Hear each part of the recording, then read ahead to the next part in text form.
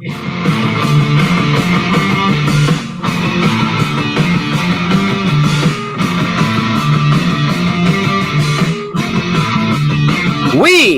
are live. This is episode number 21 of Savages in the Bronx, live from the Jersey Shore and REM Studio in Staten Island, New York, airing exclusively on Twitch and powered by StreamYard.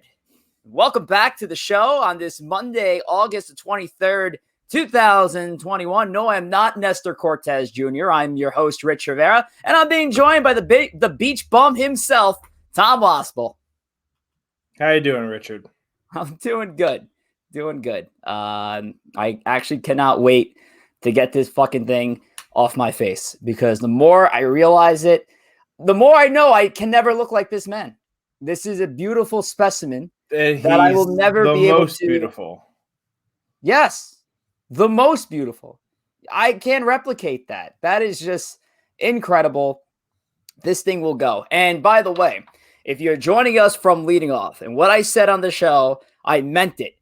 If the Yankees are losing by the time we end our show, which is usually around 8:30 p.m., by 8:30 p.m. Eastern time, if the Yankees are losing, I am fucking taking this thing and I am shaving this mustache off my face. Just giving myself a stipulation. Is it really a punishment? No. Is it kind of humiliating? Possibly.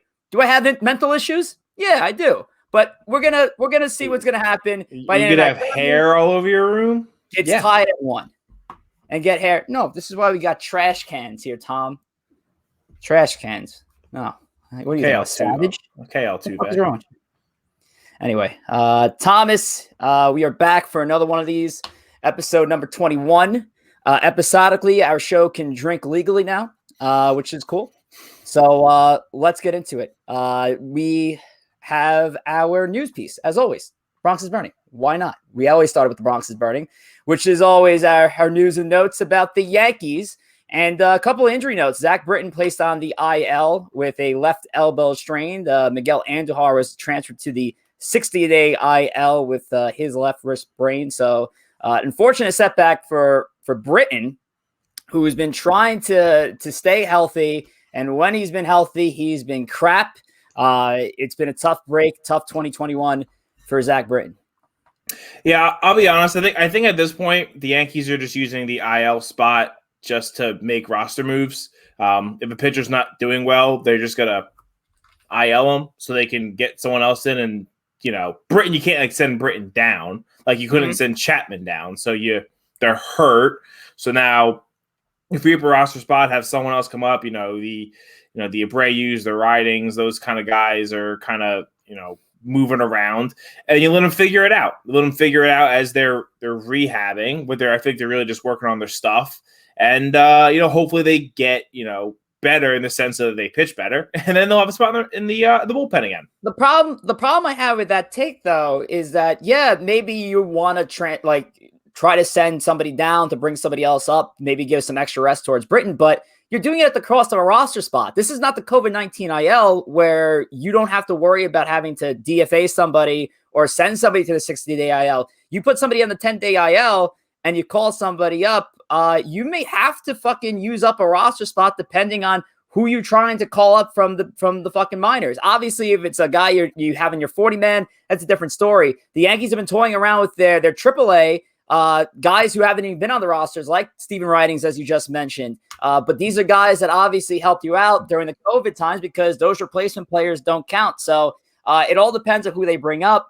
It could be an excuse to bring up, but who are you bringing up? You're bringing up Nick Nelson. You're bringing up. Yeah, I think it's more of an excuse to not pitch Britton. I think right now they don't want to pitch him, just like they didn't want to pitch Chapman. So they're just going to put him on the IL, let him work on some stuff, and they'll bring someone else up, and it's not like if they bring up Nelson, he's replacing Britton in the 8th inning. Everyone else just, like we've seen, everyone else just moves up a spot. So I don't know. That's kind of like how I feel like they've been doing that a lot all season, just kind of ILing guys so they can, if someone's struggling a little bit.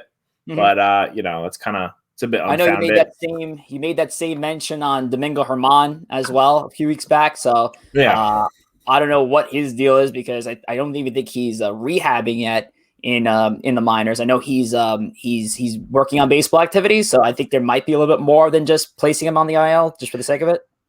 Yeah, I mean, possibly. Granted, there could be some nagging things going on with these guys, but at this point of the year, everyone has something nagging, especially after only playing 60 games last year.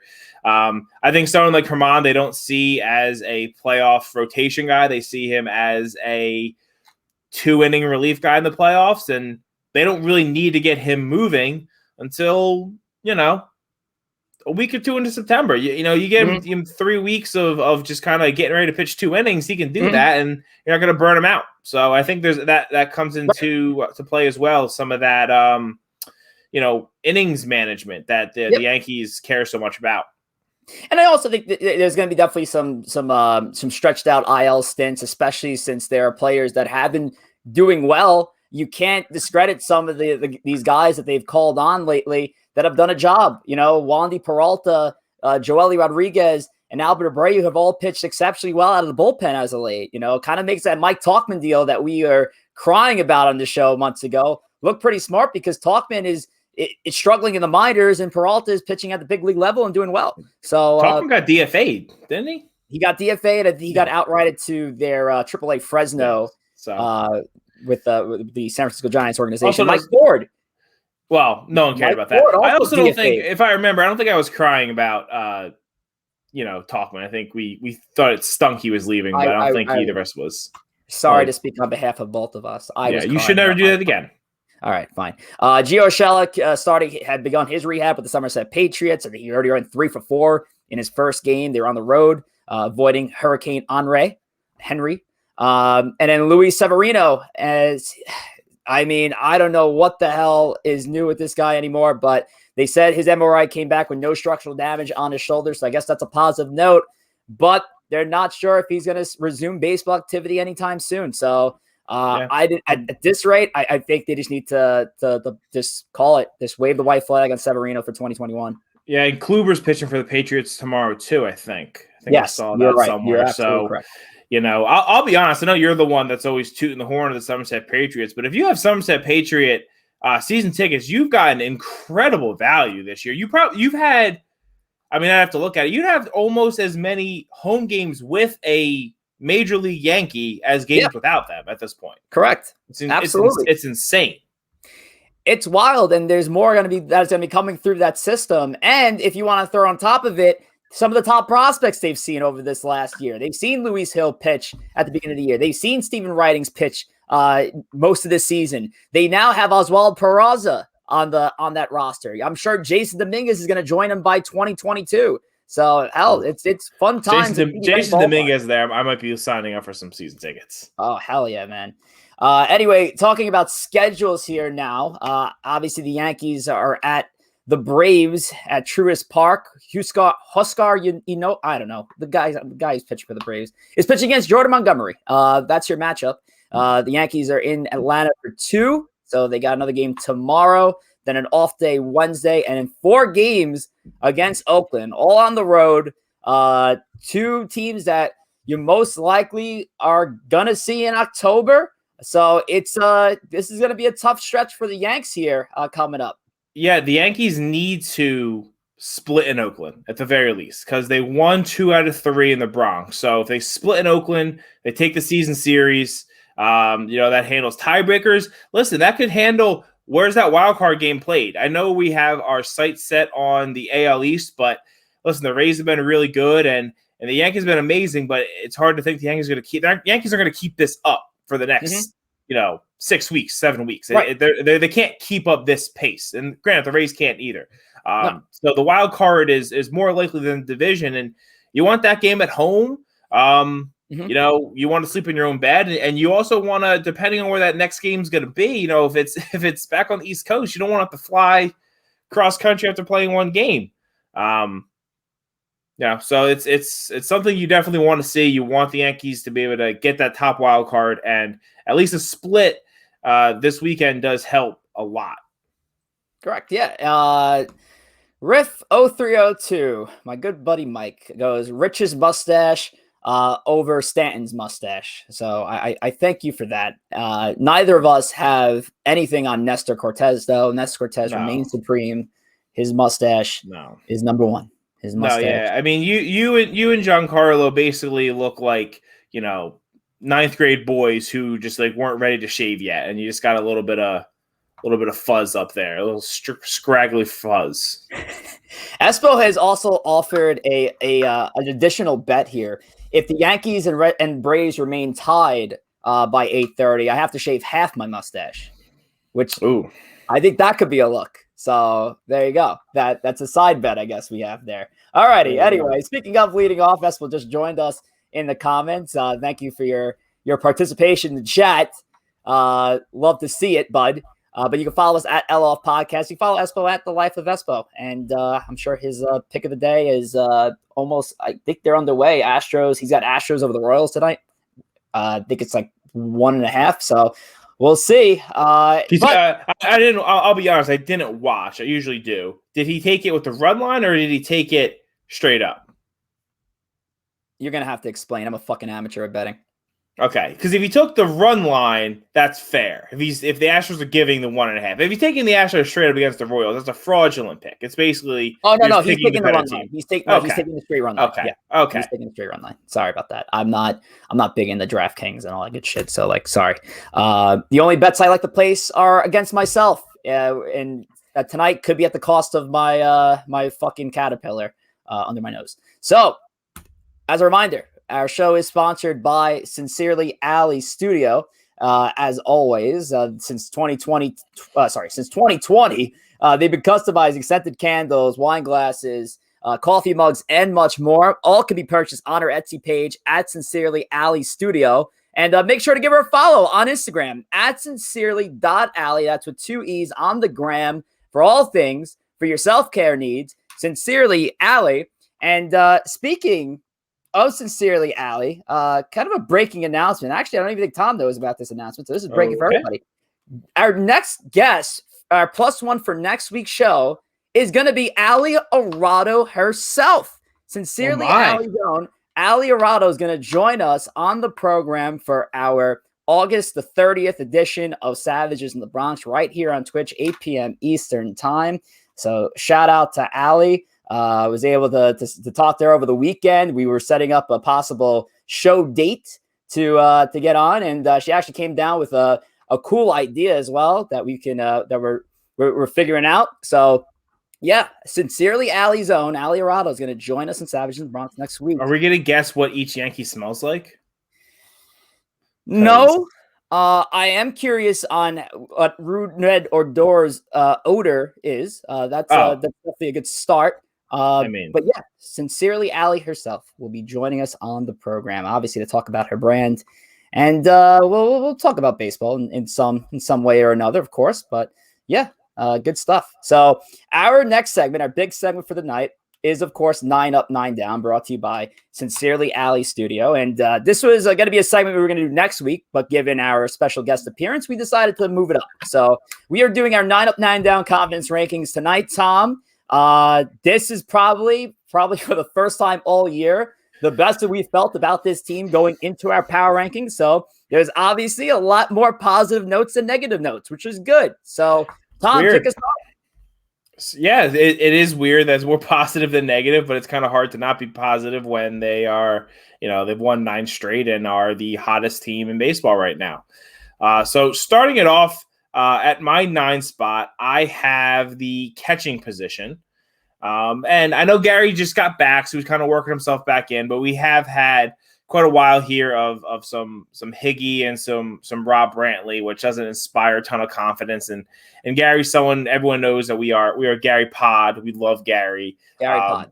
I anticipate the catching position to move up the rankings next time we are back, as long as Gary has been healthy in that time frame. I just think part of it is the Yankees are looking good right now, and he's just we'll get Gary to work himself back into it and get hot, and he'll move himself back up. I have him at my 9th spot. I have Gary a little higher, but I'll get into that in a little bit. In my 9th spot, I have the bullpen because I still don't trust this fucking bullpen, and it's unfortunate because I had him at my number 1. I've had him at my number 3 at 2 points, but for the first time, I've had my number 9 position in back-to-back months. I know it's only been 3 short weeks since our last confidence rankings, but they still scare the hell out of me. where I don't even know lockdown games that they're going to come in and shut down the door. And guys that you would think would hold it down, obviously we just mentioned Zach Britton, who just went on the IL, but Chad Green, like I know there could be a sense of these guys being overworked, but my God, I just can't trust these guys anymore that I easily trusted for the last few years.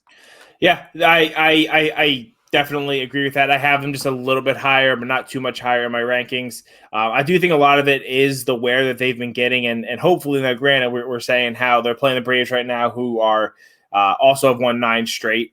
And then we got the A's after, which is a massive series. We need a point of this season in the next couple of weeks where we have some blowouts where they can really get some rest and hopefully reinvigorate them. And, we're ready to roll in October. Number 8, we both have third base. We do.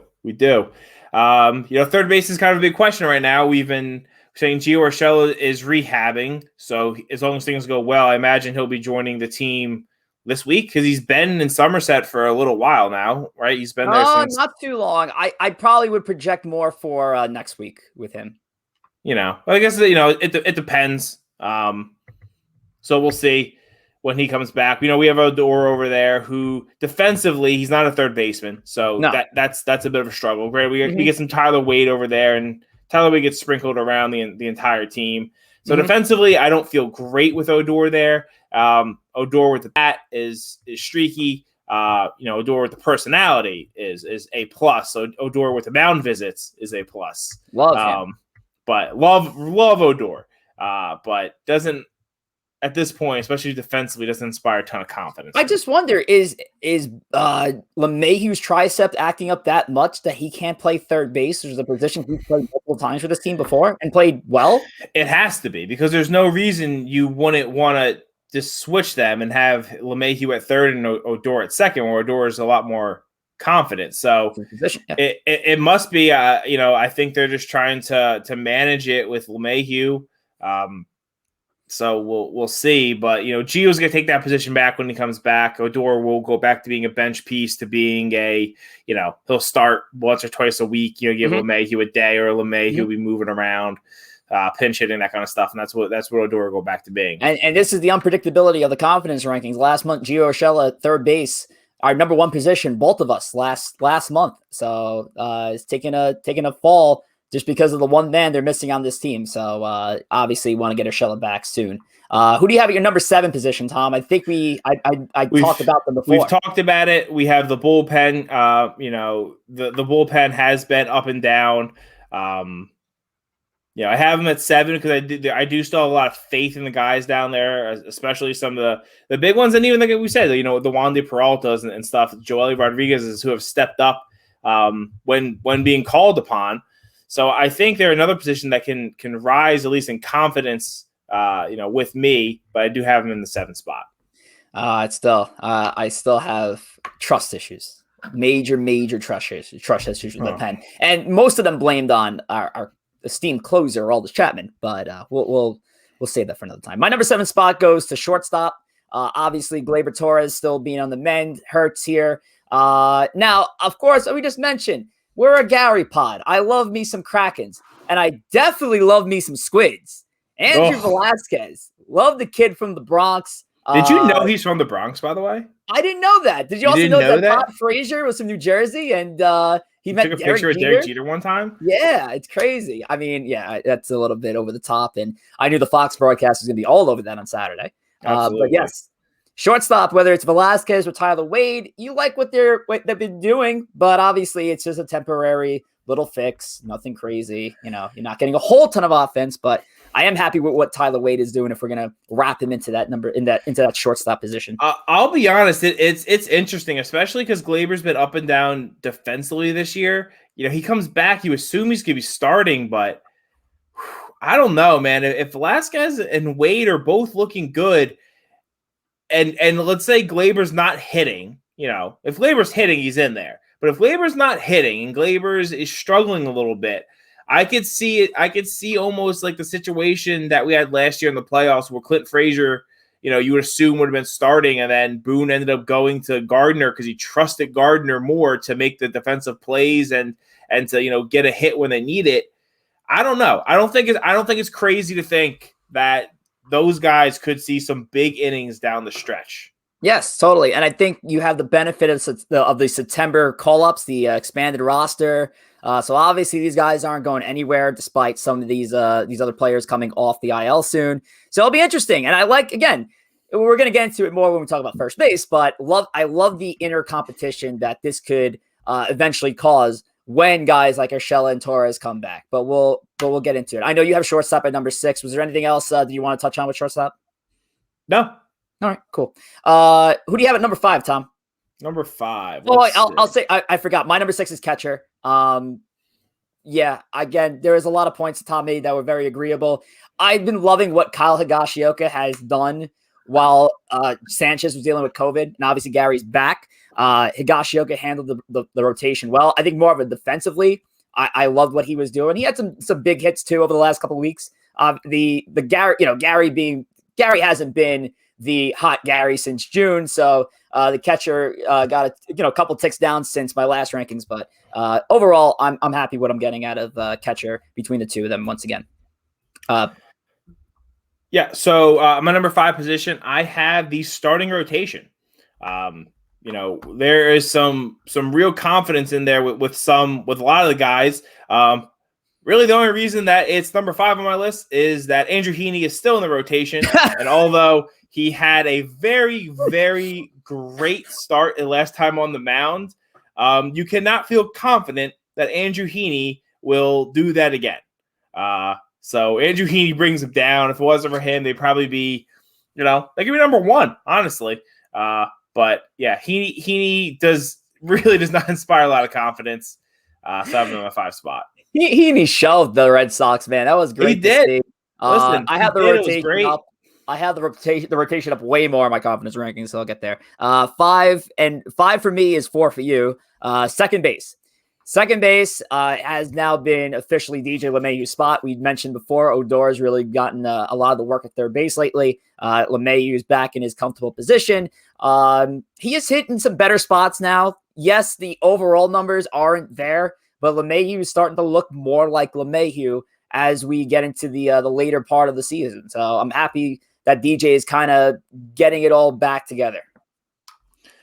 Yeah, it is good to see. I think there is something to do with also just having a settled position, to know when you wake up in the morning that you're playing second base and you're not playing third and you're not playing first. You're going to play second base. I think that's one less thing for him to worry about. Has been hitting better, still not hitting for any of the power we have seen him previously do. Although he had a homer recently, I think, right? In the Twins series. I think that was on Saturday. Yeah. So, maybe it's starting to come around for him. But before that, he hadn't hit a homer since I'm scrolling. When was the last time you think DJ LeMahieu hit a home run before that? Don't know, but I did pull this up. June 26th. So that's a little rough. I did pull this up. This puts a smile on my face. Outside of a player we're definitely going to mention shortly, in the last 30 days, DJ LeMahieu hitting .290, which is second best on the team in the last 30 days. 1 home run, the home run we just mentioned on Saturday, and 7 RBIs. He's walking. He is getting on base once again. So over the last month, DJ LeMahieu has looked like DJ LeMahieu, which is good to see. We're moving on. So I had LeMahieu second base at 5. You had second base at 4. My number 4 is the designated hitters position, which is now for the first time not exclusively just Giancarlo Stanton. We're seeing more of a mix of players into that position. So that was a tough one because it's kind of like you have to treat it as a flex, but still primarily Stanton's position. Stanton has been playing. Stanton's been playing better. He's stayed healthy. We're finally seeing what a lineup looks like when Judge and Stanton are in most of them, for the season, which is a great look. I have designated hitter up at number 4, and you have it even higher.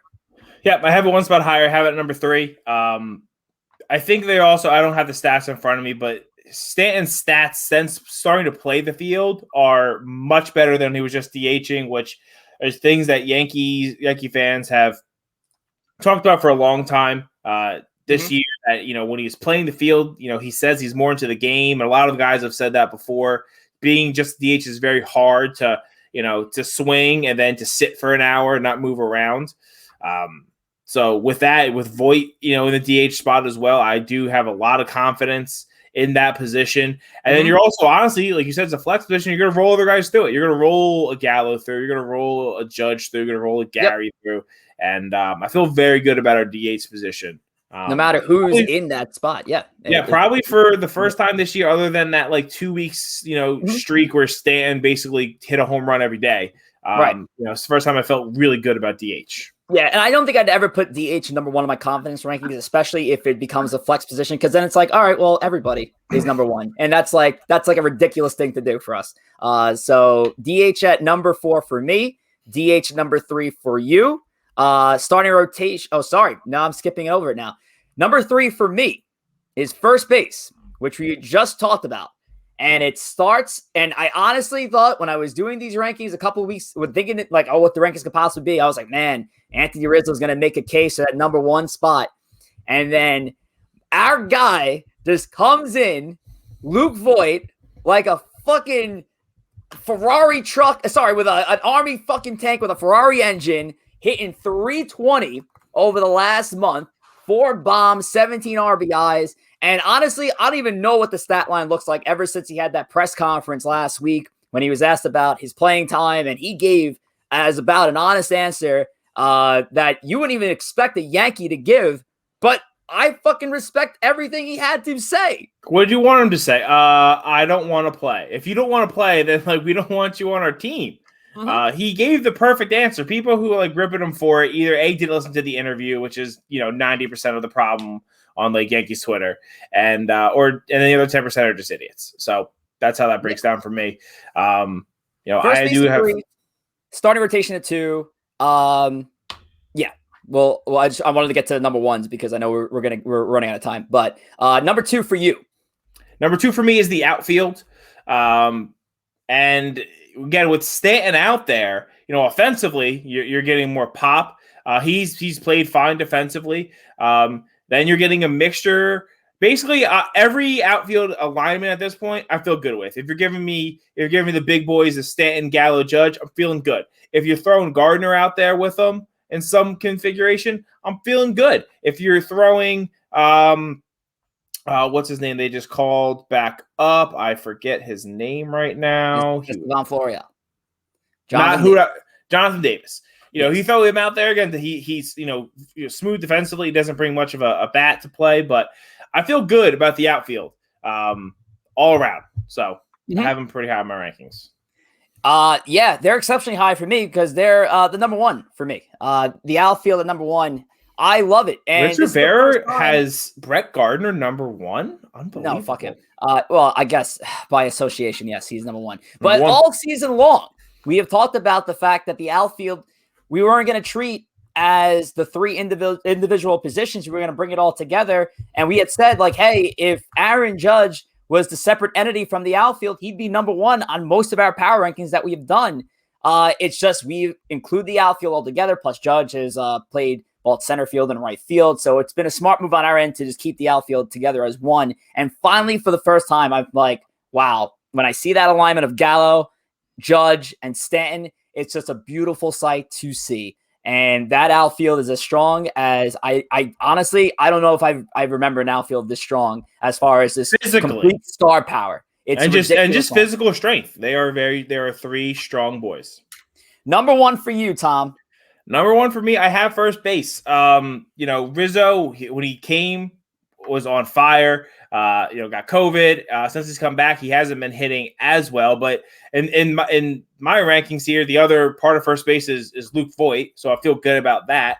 And then kind of also going into what we were saying about DJ before, DJ knows not just, hey, I'm starting at second base, but I'm finishing the game at second base. He always had, it was the 7th, 8th, 9th inning. He had to go to first. And again, that's one more thing. It doesn't sound like a lot, but it's one more thing on his mind, where he's going to be defensively. It frees him up.